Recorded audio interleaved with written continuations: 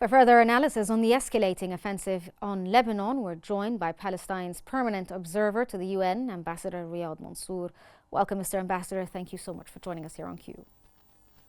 Thank you for having me.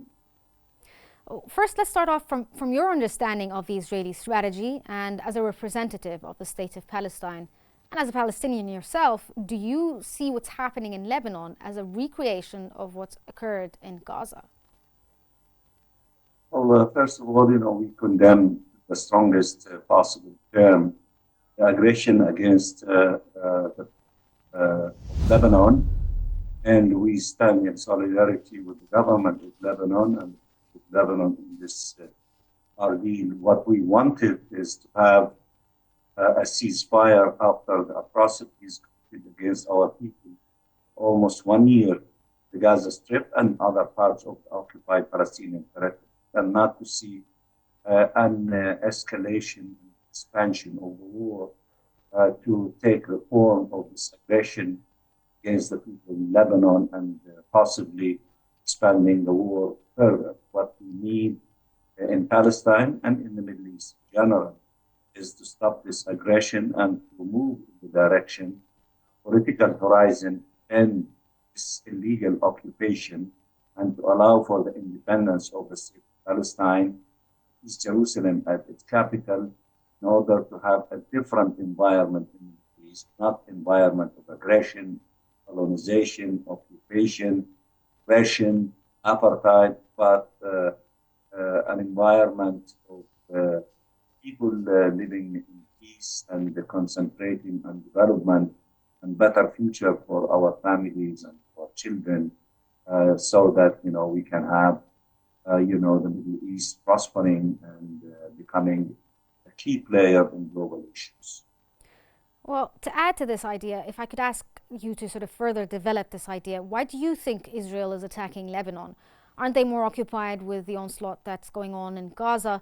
And do you think that maybe this is some sort of tactic to keep prolonging the war and expanding the onslaught in general?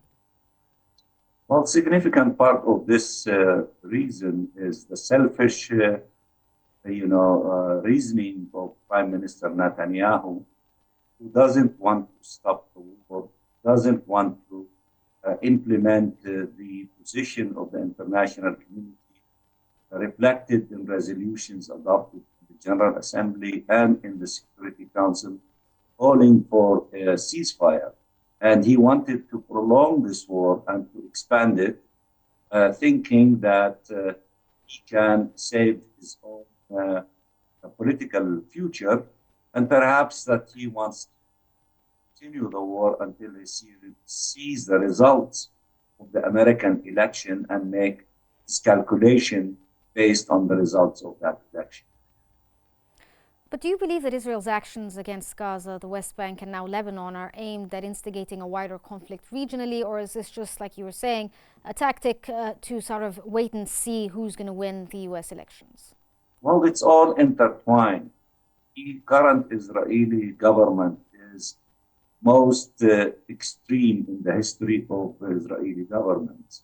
It has elements in it who are fascist, who want, to completely eliminate the Palestine question and deny the Palestinian people their right to self-determination and their right to have their own independent state, and therefore to make the two-state reality, the two-state solution where there is global consensus around this position, to deny that making that a reality. So that this government is very belligerent against the Palestinian people, that love really to see the Palestinians be expelled from the Gaza Strip, Egypt, and most of the Palestinians in the occupied West Bank, including East Jerusalem, to be expelled to Jordan. And therefore, to fulfill the dream, which was legislated in the Knesset, that that historic Palestine from the sea to the river is only the domain of only the Jews to exercise self-determination and no one else. So these are, the ideas of those who are running the government of Israel today. So for them, expanding the war, continuing, the atrocities against the Palestinian people. They think that these are steps that are necessary to fulfill their, very vicious, dreams, and the genocidal war is being put in place in order to possibly accomplish their, dreams, denying the Palestinian people their inalienable rights, including their right to self-determination, statehood, and the return of the refugees.